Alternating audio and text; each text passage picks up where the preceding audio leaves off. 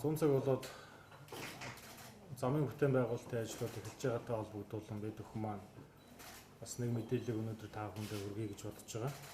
100 айлын зам гэж та бүхэн маань бүгдээрээ мэдж байгаа. 100 айлын замыг бол 7 сарын өнөөдрөөс ахуулаад бас 3 хэсэгт хувааж хаахаар ингээд шийдвэрлээд явж байгаа. 100 айлын замаа бол заснаа гэдгийг бол та бүхэндээ хэлье. За өнөөдөр ингээд 7 сарын 1-ээс 7 сарын 10-ны өдрийн хооронд бол 32-ын тойргоос хангаа хотхны уулзал хүртэл хаана гэдгийг бол та бүхэндээ мэдээлэл хүргэе. За замыг хааснаар бол өөр замын бол тараасаар бол иргэд манаас зорчих боломжтой байгаа гэдгийг бол хэлье. Энийг бол замын цаг дээгүүр газар бол тайлбарлаа та бүхэндээ хэлнэ гэж бодож байгаа. За дараагийн ээлжинд бол бид өхөн маань 7 сарын 14-өөс 7 сарын 28-ны хооронд бол хангаа хотхны уулзуураас улсын бүртгэлийн ерөнхий газар хүртэл 2 дахь ээлжинд бол хаана гэсэн ийм төлөвлөгөөтэйгээр ажиллаж байна.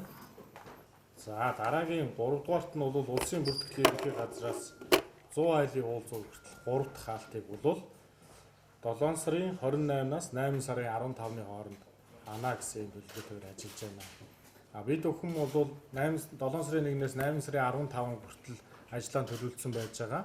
Цагуурын нөхцөл байдлаас шалтгаалаад бас нааша урагшаа хоошоо бас нэг 5 хоног сунах буюу зогсох ийм байдал бол байгаа гэдгийг бас иргэдтэй хэлье гэж бодож байна.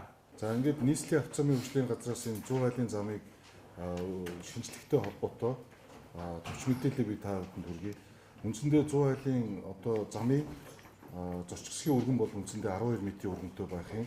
За ногоон байгууламж бол хоёр талаа ногоон байгууламжтай байна 1 метртэй 1 метр өргөнтэй. За явган зам бол хоёр талаа 2.25-аар бас явган зам хийж төлөвлөгдсөн. За замын хөвөө бол байна. За дугуйн зам бид нар энд хийж төлөвлөсөн байж байна.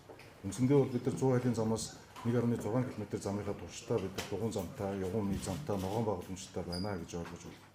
За мөн 100 айлын зам маань бол гэрэлтүүлэгтэй байна. Энэ бол үндсэндээ замын үндсэн бүтцсэн байж.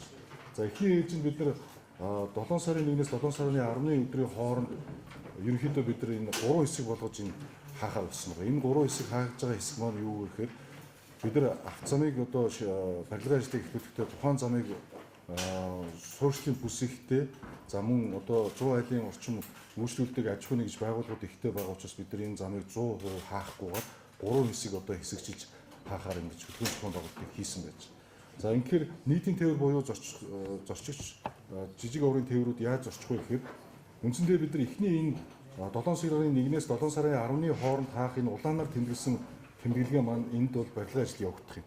За ингээд 32-ын тойргоос бид нар 100 айл руу тээврийн хэсэлд яаж хөдөлгөөнөө нэвтрэх үү гэхээр хангаа хотхны урдуур буюу зүүн гартлаар 100 айл руугаа ингээд зорчих боломжтой буюу одоо энэ цэнхрээр тэмдэглэсэн замаар зорчих боломж нь нээгдсэн гэсэн үг юм. За ингээд хоёр дахь ээлж нь болохоор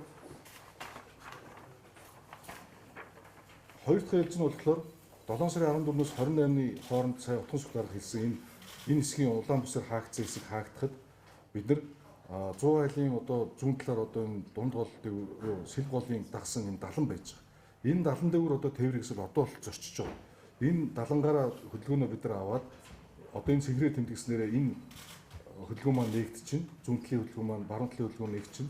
Зүүн талаараа бид нар давхар одоо энэ түр зам байж байгаа энэ одоо байгаа зорчиж байгаа энэ хэсгээрээ тээврийн хэсэл явах юм боломж нь бүртгэл. 32-оос бол иргэний бүртгэл хүртлээ бол хөдөлгөөн бол нээлттэй байна гэж ингэж төлөвлөсөн байж.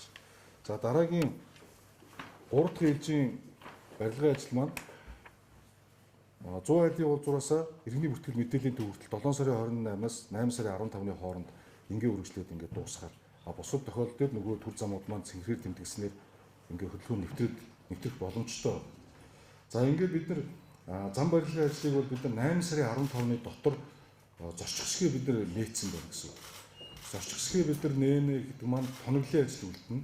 Тоноглолын ажлаа бол бид нар үлдсэн хугацаанд хийгээд ямар нэгэн байдлаар тээврийн хэсгээр хөдөлгөөн саад болохгүйгээр бид нар тоноглолын ажлуудаа үлдсэн ажлууд бол хийгээд явчих.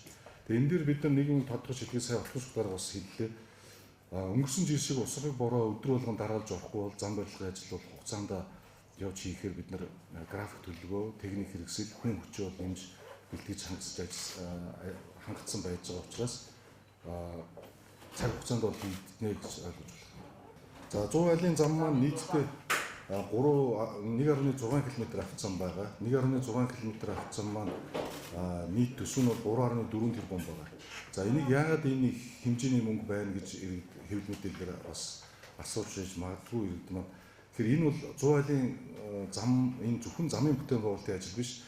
Энэ доор бол маш их инженерийн шугам сүлжээ байгаа. Энэ шугам сүлжээг зайлуулах, гүйцэтгэх, түнэлийн системд оруулах гэх мэтчлэн төсөл арга хэмжээнд үндсэндээ авто замын барилгын ажлаасаа илүү далд ажлын энэ барилгын ажилд маш их хэмжээний хөрөнгө зарцуулдаг учраас энийг бид нар нэг хийхдээ дахид засварын ажил одоо шугам сүлжээний засварын ажил хийхэд замаа эвдэж одоо хуулахгүйгээр одоо шууд доогуур нь одоо засаа сэлбэх юм боломж болцоо бүртгэхэд ингэж хийж төсөлсөн байгаа. Үндсэндээ бол асфальтын зам маань өөрөө 7 санжийн зузаатай байна.